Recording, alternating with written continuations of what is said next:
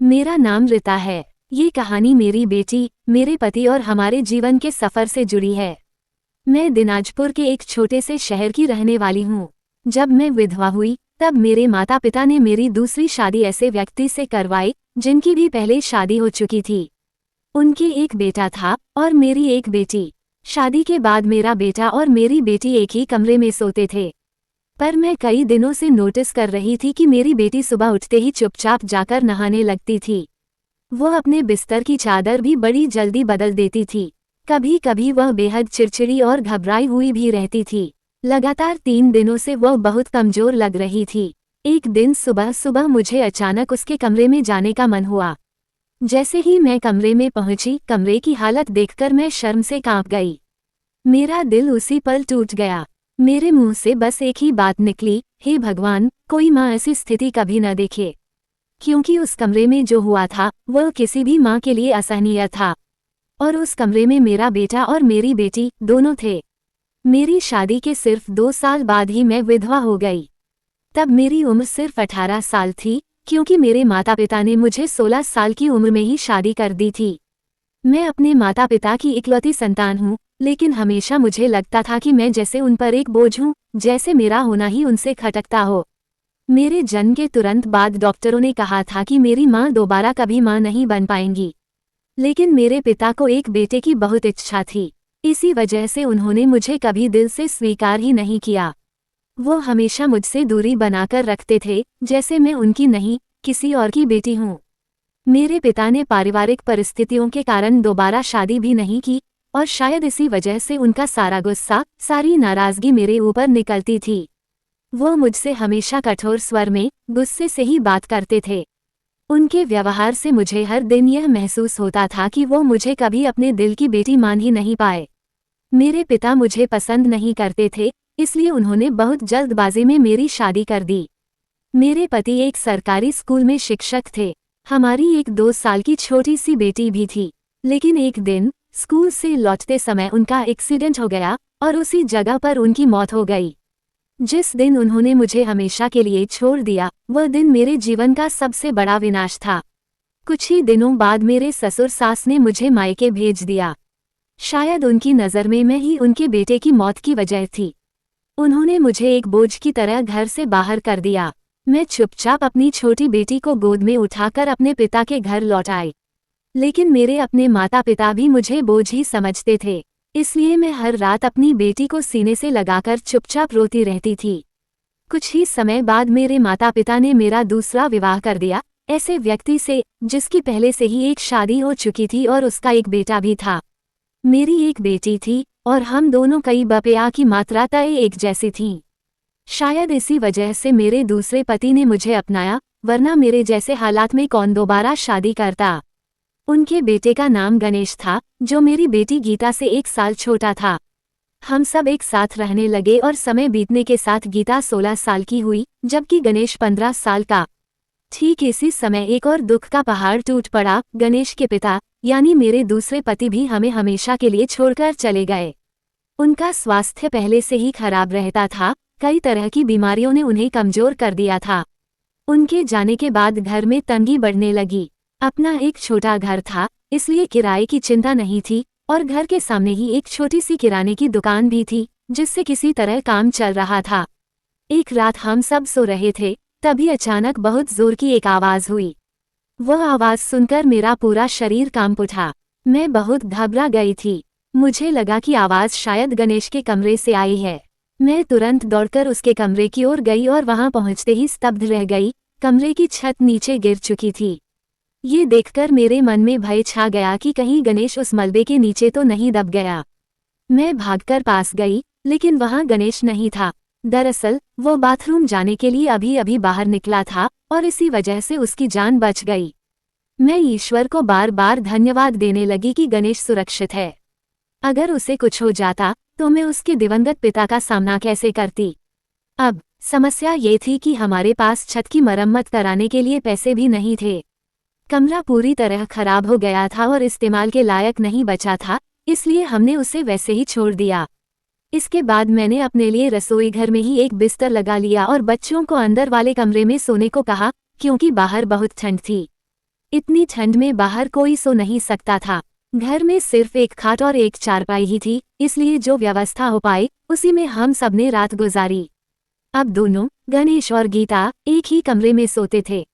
मजबूरी में ही ऐसा करना पड़ रहा था, वरना हमारे पास दूसरा कोई विकल्प नहीं था। घर में कुल 3 कमरे थे, एक हमारा, एक बच्चों का और एक मेरे पति ने दुकान के लिए बनाया था।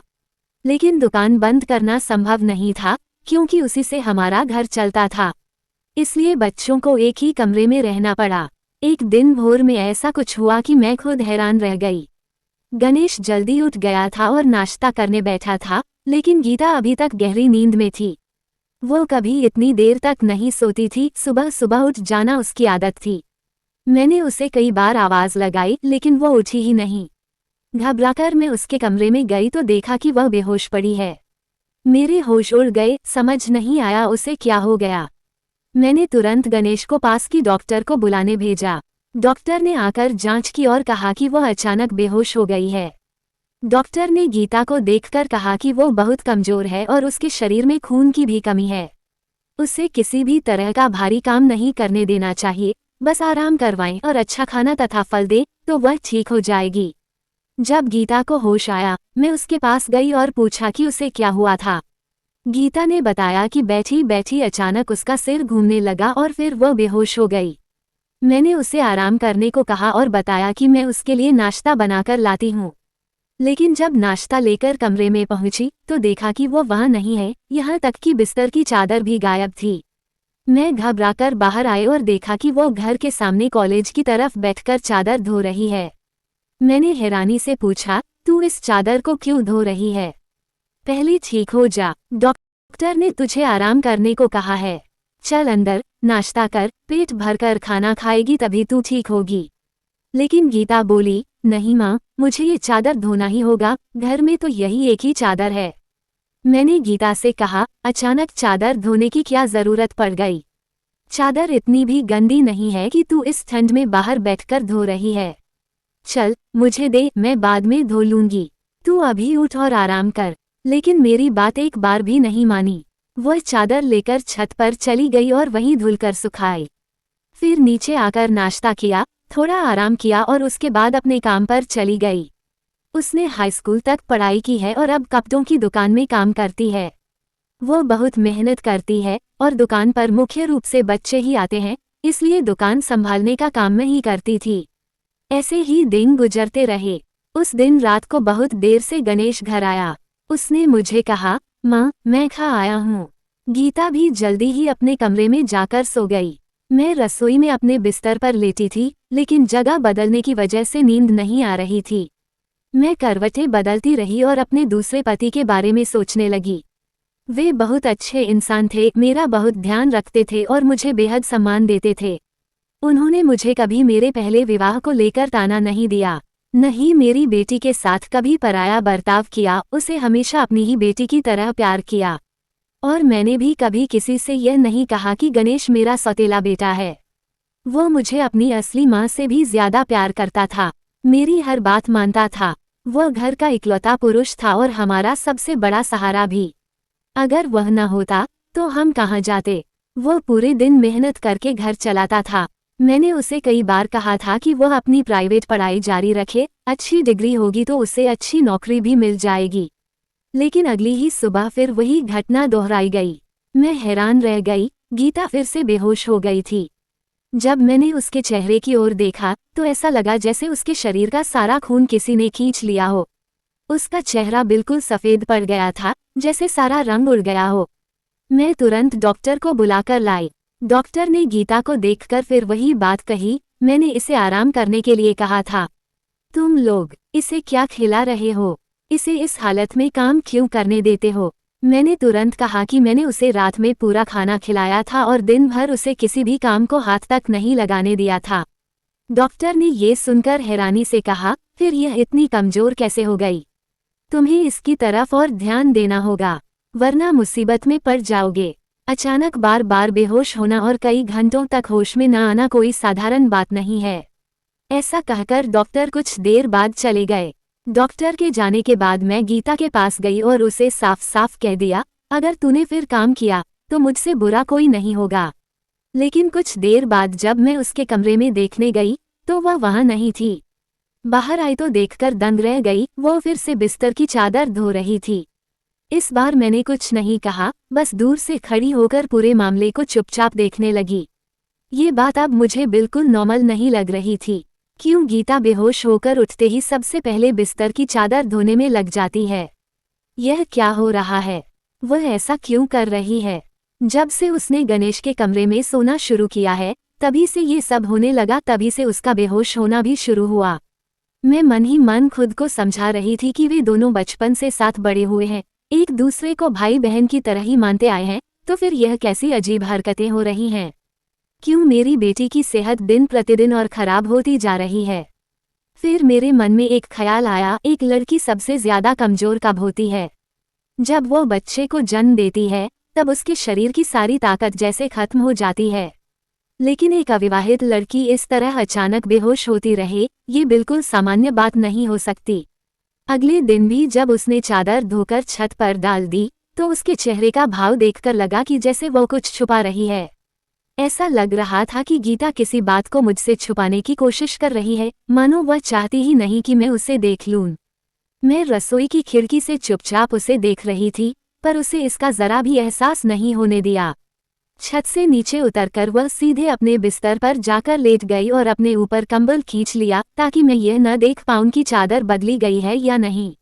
मैं भी यह जताए बिना कि मैं सब समझ रही हूँ, उसे सुबह का नाश्ता और दवा दे आई। हमारी दुकान में कभी कोई बड़ा ग्राहक नहीं आता था। ज्यादातर बच्चे ही चॉकलेट बिस्कुट लेने आते और 5-10 रुपए की चीजें लेकर चले जाते। दुकान ठीक से नहीं चल रही थी, जिससे मेरा मन बहुत परेशान रहने लगा था। लेकिन मैंने यह बात कभी गीता को नहीं बताई। वो खुद ही अपने काम के साथ इतना थक जाती थी, अगर मैं उसे दुकान की परेशानी बताती तो वो और तनाव में आ जाती। डॉक्टर ने कहा था कि गीता को अच्छे खाने की जरूरत है, लेकिन घर की हालत ऐसी थी कि यह सब कर पाना मुश्किल हो रहा था। मैं खुद भीतर ही भीतर बहुत तनाव में थी, पर एक माँ होने के नाते मैं अपने चेहरे पर कभी भी अपनी चिंता नहीं आने देती थी। संस्कार और घर गृहस्थी संभालना मेरे लिए दिन ब दिन मुश्किल होता जा रहा था। तभी एक दिन बहुत अजीब सी घटना हुई। मैंने अपने बेटे और गीता दोनों को ऐसी बातें करते सुना जिनका सिर पैर कुछ भी समझ नहीं आ रहा था। मेरा बेटा कह रहा था, तुम्हारी तो तबीयत लगातार खराब हो रही है, ऐसे में ये सब करना ठीक नहीं है। जब तुम्हारे शरीर में ताकत नहीं है, तब हमें ये सब नहीं करना चाहिए। तभी मेरी बेटी बोली, नहीं, हमें ये काम करना ही होगा। ऐसा मौका बार बार नहीं मिलता। मुझे भी नहीं पता था कि मैं इतनी कमजोर पड़ गई हूँ, लेकिन अब पीछे नहीं हट सकती। मेरा बेटा फिर बोला, तुम जानती हो ना, मैं तुम्हारी जिंदगी खराब नहीं कर सकता। इस पर मेरी बेटी ने कहा, ना, बस 2-4 हफ्तों की ही तो बात है। इसके बाद शायद हमें कोई मौका ही न मिले। दोनों किस बारे में बात कर रहे थे, मैं कुछ भी समझ नहीं पा रही थी। तभी एक दिन मैंने ऐसा कुछ देख लिया जिसने मुझे पूरी तरह स्तब्ध कर दिया। भोर में मैंने देखा कि मेरी बेटी फिर से बिस्तर की चादर धोने के लिए बाहर गई है। उसी समय वह छत के एक कोने पर खड़ी खड़ी जैसे झपकी ले रही थी। मैं उसके पास जाकर बोली, क्या हुआ तेरे को? वो डर सी गई और बोली, माँ, शायद पेट खराब हो गया है। मैंने तुरंत कहा, पेट खराब मतलब? क्या खाया था तू? और बार बार बिस्तर की चादर ही क्यों धो रही है? मुझसे क्या छुपा रही है? अगर मुझे पता चल गया कि तू कुछ ऐसा कर रही है जिससे मेरा और तेरे पिता का मान सम्मान खराब हो, तो मैं तुझे कभी माफ नहीं करूंगी। मेरी बेटी हैरान होकर बोली, माँ, ये आप क्या कह रही हो? आप जैसा सोच रही हो वैसा कुछ भी नहीं है। लगता है आपने कोई फिल्म देख ली है या किसी ने आपके सामने मेरे बारे में उल्टा सीधा कुछ कह दिया है। और चादर खोलने से क्या होता है? चादर गंदी थी इसलिए धो दी, उसके अलावा कुछ नहीं। और हाँ, कई दिनों से मेरी तबीयत खराब है, ऊपर से दवाइयों के कारण पेट भी खराब हो गया है। मैंने कहा कि इसलिए मैं उल्टी कर रही हूँ, इसका और कोई मतलब नहीं। उसके मेरे सामने इस तरह जवाब देने पर मैं खुद को रोक नहीं पाई और उसके गाल पर एक थप्पड़ जड़ दिया। वह जमीन पर गिर पड़ी। तभी मेरा बेटा चिल्लाया, बस बहुत हुआ। माँ, आप क्या कर रही हैं? आपने इस पर हाथ क्यों उठाया? मैंने गुस्से में कहा, हाँ, मैंने इसे मारा है, और यह मुझे बहुत पहले ही कर लेना चाहिए था। लेकिन मैं अभी भी पूरी तरह यकीन में नहीं हूँ। जिस दिन मुझे तुम दोनों के बारे में सब पता चल जाएगा, उस दिन समझोगे कि मैं क्या कर सकती हूँ। उस समय मुझे क्या हो गया था, मैं खुद भी नहीं जानती। जो मुंह में आया, कह दिया, जबकि मुझे ऐसा नहीं कहना चाहिए था। उस रात अचानक मेरी नींद खुल गई। देखा, बच्चों के कमरे की लाइट जल रही है। इस समय वे क्या कर रहे हैं? इस समय तो उन्हें सो जाना चाहिए था, क्योंकि शाम को उन्होंने कहा था कि आज हम जल्दी सो जाएंगे। मैं जब उनके कमरे के पास गई तो देखा कि वे सिर्फ जाग ही नहीं रहे थे, बल्कि आपस में धीमी आवाज में बातें भी कर रहे थे। कुछ न कुछ बात को लेकर दोनों बहुत खुश थे। मेरा बेटा कह रहा था, तुम बहुत किस्मत वाली हो, और मेरी बेटी ने जवाब दिया, हाँ, मैं किस्मत वाली हूँ, लेकिन जब मैं फिर से बीमार पड़ूंगी तब माँ बहुत टेंशन करेगी। कब तक हम ऐसे झूठ बोलते रहेंगे? उनकी बातें सुनकर मैं हैरान रह गई और खुद को कंट्रोल नहीं कर पाई। मैं तुरंत उनके कमरे की ओर गई, लेकिन दरवाज़ा अंदर से बंद था। ये देखकर मुझे और भी शक हुआ, क्योंकि इतनी गर्मी में तो उन्हें दरवाज़ा खोलकर सोना चाहिए था। मैं बार बार दरवाजे पर दस्तक देती रही, लेकिन उन्हें दरवाज़ा खोलने में पूरे आधे घंटे लग गए। जब मैं कमरे में दाखिल हुई तो वहाँ उनके अलावा कोई नहीं था। दोनों ऐसे बैठे थे जैसे अभी अभी नींद से उठे हों। मैंने गुस्से में पूछा, इतनी देर से दरवाज़ा क्यों खोला? उन्होंने कहा कि वे सो रहे थे, लेकिन मैंने तुरंत जवाब दिया, झूठ मत बोलो, तुम दोनों अभी बातें कर रहे थे। इस पर वे बोले, इतनी रात को हम क्यों जागेंगे? हमारी कोई परीक्षा थोड़े ही है कि हम देर रात तक जगें। हम तो बस सो रहे थे। मैं उनकी बातों का कोई सिर पैर नहीं समझ पा रही थी। दोनों ऐसे बैठे थे जैसे अभी अभी नींद से जागे हों, इसलिए मैं कुछ कहे बिना वहां से चली आई। लेकिन मेरे मन में साफ था कि कुछ न कुछ गड़बड़ जरूर हो रही है। एक दिन मैंने अपनी बेटी की बांह पर अजीब सा घाव का निशान देखा तो मैं चौंक गई। पूछने पर उसने कहा कि चाकू से कट गया है, लेकिन मैंने मन ही मन सोचा, चाकू से कटे तो उंगली कटेगी या हथेली, बांह पर इतनी गहरी चोट कैसे लग सकती है? जाहिर है कोई न कोई बात है जो वह मुझसे छुपा रही है। कभी कभी वह अचानक बेहोश होकर गिर जाती, कभी उसके शरीर पर अजीब अजीब निशान उभर आते, और कभी नींद से उठते ही वह बिस्तर की चादर धोने में लग जाती। ये सब बिल्कुल सामान्य नहीं था। अब वे मुझे कमरे में भी ठीक से घुसने नहीं देते थे। मेरा मन जो सोच रहा था, मैं खुद को बार बार रोक रही थी, कहीं मैं ही गलत दिशा में तो नहीं सोच रही। लेकिन फिर भी दिल में बार बार चुभन उठती। आखिर मैंने ही तो गलती की थी, आग और घी को एक ही जगह रख दिया। मुझे ऐसा नहीं करना चाहिए था। एक जवान लड़का और लड़की को एक ही कमरे में सुलाना मेरी सबसे बड़ी भूल थी। मुझे इस बात का ध्यान रखना चाहिए था। गणेश और गीता भले ही सगी भाई बहन न हों, पर सच्चाई यह है कि सौतेले रिश्तों में दूरी बनाए रखना जरूरी होता है। लड़के लड़कियां जवानी की उम्र में कब कैसे बहक जाएं कहना मुश्किल है। भाई चाहे सगा हो या सौतेला, सीमाएं अपनी जगह होती हैं। फिर भी मैंने कैसे उन्हें एक साथ रहने दिया? यह मेरी लापरवाही थी। अगर हम बच्चों पर ध्यान न दें तो मुश्किलें तो आएंगी ही। बच्चे मासूम होते हैं, वे सही गलत नहीं समझते और अनजाने में गलती कर बैठते हैं। इन्हीं सोचों ने मेरे मन को बेचैन कर दिया था, और मैं खुद को समझा नहीं पा रही थी कि आखिर सच क्या है और मेरे डर कितने सही हैं। मेरे मन में बार बार यही विचार आ रहा था कि अगर मेरी आशंका सच निकली तो इसकी सारी गलती मेरी ही होगी। इसलिए मैं अपने बेटे और बेटी पर लगातार नजर रखने लगी। एक दिन मैंने देखा कि गणेश गीता को कोई चीज दे रहा है। मैं चुपचाप खड़ी होकर उनकी बातें सुनने लगी। गणेश धीरे से बोला, ये खा लेना, सब ठीक हो जाएगा। वह मेरे सामने ही गीता को छिपाकर कुछ दवाइयां दे रहा था, और ये देखकर मेरे दिल में चिंता की लहर दौड़ गई। आखिर गणेश गीता को कौन सी दवा दे रहा है? कौन सी ऐसी समस्या है जिसे ये दोनों आपस में हल करने की कोशिश कर रहे हैं? गीता ने भी दवाइयां बिना कुछ पूछे ली और अपने कपड़ों में छिपा ली। गणेश ने कहा, रात को सोने से पहले खा लेना, तो कल फिर से बेहोश नहीं होगी। अगले 2-3 दिनों तक सचमुच गीता बेहोश नहीं हुई, लेकिन इससे मेरी चिंता और भी बढ़ गई। आखिर वे दोनों मुझसे क्या छुपा रहे हैं? लेकिन शायद उसके पास दी हुई दवाइयां खत्म हो गई थीं, इसलिए कुछ ही दिनों बाद वह फिर से अचानक बेहोश होकर गिर पड़ी। उस समय गणेश भी घर पर नहीं था, और मैंने सोचा यह मौका दोबारा नहीं मिलेगा। मैं धीरे धीरे गीता के कमरे में गई और उसके सोते ही बिस्तर से चादर खींचकर अपने कमरे में ले आई। मेरे मन में बस एक ही सवाल, इस चादर में ऐसा क्या है जिसे वह रोज सुबह नींद खुलते ही धोने भागती। वो इतनी बीमार होते हुए भी सबसे पहले इसी चादर को क्यों धोती है। मैंने घबराई उंगलियों से चादर खोली। शुरुआत में कुछ समझ नहीं आया, लेकिन जैसे ही ध्यान से देखा तो मेरे पैरों तले जमीन खिसक गई। चादर पर छोटे छोटे सफेद बालों की भरमार थी, इतने की देखकर ही रोंगटे खड़े हो जाए। ये किसके बाल थे, ये कहाँ से आए? मेरा दिमाग सुन्ना पड़ गया। मैं जितना उन बालों को देख रही थी उतना ही मेरे मन में बेचैनी बढ़ रही थी। जो शक मैं अपने मन में दबा रही थी उसका इससे कोई मेल नहीं खा रहा था। तभी मुझे एहसास हुआ कि गीता को पता चल गया है कि चादर मेरे पास है। वह भागते हुए मेरे कमरे की ओर आई। मेरे सामने बैठी गीता को देखकर ही समझ में आ गया कि वह अंदर से बहुत घबराई हुई है। मैंने पूछा, क्या हुआ, इतनी परेशान क्यों लग रही है?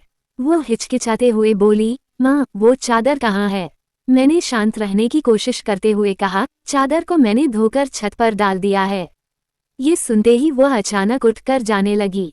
मैं तुरंत उसका हाथ पकड़कर बोली, चादर में जो जो था सब मैंने देख लिया है। अब मुझे साफ साफ बता, तुम लोग मुझसे क्या छुपा रहे थे? मेरे मन में पिछले कई दिनों से बहुत बुरे बुरे ख्याल आ रहे हैं। मेरी बात सुनकर वह धीरे से वापस मेरे पास बैठ गई। अगले ही पल उसने जो कहा उसे सुनते ही मेरे पैरों तले जमीन खिसक गई।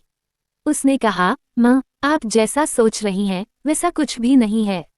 सच तो यह है कि आपसे कुछ छुपाने की वजह गलत नहीं थी। हमें पता है कि घर की हालत ठीक नहीं चल रही, दुकान भी नहीं और भाई भी उतनी कमाई नहीं कर पा रहा। वो बहुत कोशिश कर रहा था पर उसे कोई अच्छी नौकरी मिल नहीं रही थी। गीता ने धीमे स्वर में आगे कहना शुरू किया, माँ भाई जो कर रहा था वह आपकी सोच से बिल्कुल अलग था। वह जो कर सकता था वही कर रहा था। भाई के एक दोस्त ने उसे एक काम दिया था। उसके पास बहुत महंगी नस्ल के 4 बिल्लियों के बच्चे थे, लेकिन उनकी देखभाल करना उसके लिए बहुत मुश्किल था। इसलिए उसने ये काम हमें दे दिया और इसके बदले अच्छा खासा पैसा भी देता था। भाई दिन भर वहीं रहकर उनकी देखभाल करता था, लेकिन रात को उसे भी आराम की जरूरत होती थी, इसलिए वह वे बिल्ली के बच्चे रात में घर ले आता था।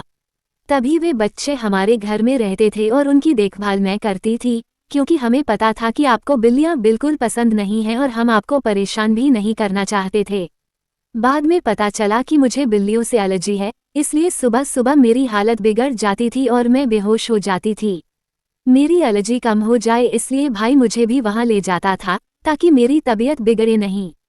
भाई का वह दोस्त बहुत बड़ा आदमी है और इस काम के लिए हमें प्रति बिल्ली 2-2 हज़ार रुपये देता था। इसलिए माँ उन दिनों इस घर में हर समय बिल्लियों का रहना जरूरी हो गया था। गीता ने टूटे गले से आगे कहा, माँ भाई का दोस्त अब दूसरे शहर चला गया है और इतने दिनों में हम इतना पैसा कमा पाए हैं कि अब घर की छत भी नए सिरे से बनवा सकते हैं और घर खर्च के लिए भी थोड़ा बचा पाएंगे। हम जानते थे कि आपको बिल्लियां बिल्कुल पसंद नहीं, इसलिए हमने तय किया था कि यह बात आपको नहीं बताएंगे। लेकिन हम समझ भी नहीं पाए कि आप हमारे बारे में क्या क्या सोचने लगी। आपने जो कहा वह मेरे दिल में तीर की तरह लगा। मैं जानती हूँ वह मेरा सौतेला भाई है, लेकिन वह अपने सगे भाई से भी बढ़कर है। उसने हमेशा हमारे बारे में ही सोचा है।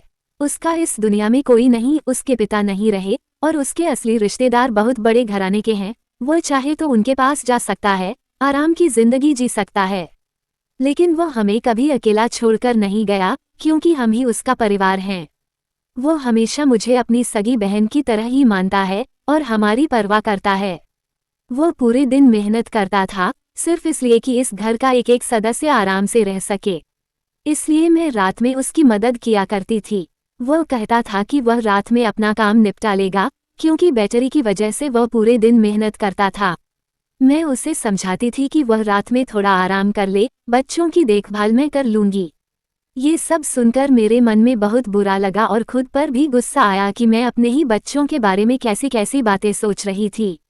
मैं जितना उन्हें गलत समझ रही थी वे उससे कहीं ज्यादा अच्छे निकले। हमने ये सारी बात गणेश को नहीं बताई, न ही गीता ने उसे कहा कि मुझे सब कुछ पता चल गया है। अब वो काम भी नहीं रहा। कुछ समय बाद फोन पर ही घर की छत ठीक करवा ली गई और वह कमरा भी ठीक हो गया। धीरे धीरे हम सबने खूब मेहनत करना शुरू कर दिया। मेरी बेटी ने भी बच्चों को ट्यूशन पढ़ाना शुरू कर दिया। हमारी हालत पहले से सुधरने लगी और धीरे धीरे इतनी अच्छी हो गई कि घर में किसी चीज़ की कमी नहीं रही। मेरी जिंदगी में चाहे जितनी भी परेशानियां आई हों, लेकिन एक चीज़ बहुत अच्छी हुई, मुझे इतने अच्छे 2 बच्चे मिले जो हर हाल में मेरे साथ खड़े रहे।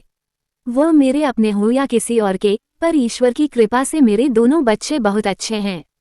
उन्हें पता है कि यही उनकी मेहनत करने की उम्र है, क्योंकि उनके सिर पर पिता का साया नहीं है कि वे आराम से घर में बैठ सकें। मैं भगवान का धन्यवाद करती हूँ कि जैसा मैं सोच रही थी, वैसा कुछ भी नहीं हुआ। हालांकि ऐसा हो भी सकता था, और अगर होता तो मैं जाने कहाँ चली जाती। अंत में मैं सिर्फ यही कहना चाहती हूँ कि जो कुछ होता है, ईश्वर की इच्छा से ही होता है। मेरे बच्चे बहुत समझदार हैं, और उनके मन में ऐसा कुछ भी नहीं था, फिर भी माता पिता के तौर पर मेरा सावधान रहना जरूरी था। बच्चों की परवरिश में हमेशा सतर्क रहें और वो गलती कभी न दोहराएं जो मैंने की। मुझे अपने बेटे और बेटी को एक ही कमरे में रहने नहीं देना चाहिए था, क्योंकि जो नहीं हुआ वह हो भी सकता था, और अगर हो जाता तो सब कुछ खत्म हो जाता। शायद मेरे बच्चे समझदार थे, इसलिए मेरे साथ ऐसा कुछ नहीं हुआ। अपने बच्चों पर हमेशा ध्यान रखें। यह जरूरी है कि आप जानें वे कब, क्या और कैसे कर रहे हैं। बच्चों को प्यार दें, लेकिन साथ साथ थोड़ा अनुशासन भी रखें। ये भी देखते रहें कि वे कहीं कोई गलती तो नहीं कर रहे, और समय समय पर उनकी गतिविधियों के बारे में जानकारी लेते रहें। याद रखें, जब बच्चे छोटे होते हैं तभी उनकी अलग अलग सोने की व्यवस्था कर देनी चाहिए। आखिर में बस यही कहना चाहूंगी, अपने बच्चों पर ध्यान दें, यही सबसे बड़ी जिम्मेदारी है। दोस्तों, अगर आपको यह वीडियो अच्छी लगी हो तो कृपया वीडियो को लाइक करें और चैनल को सब्सक्राइब करें। धन्यवाद।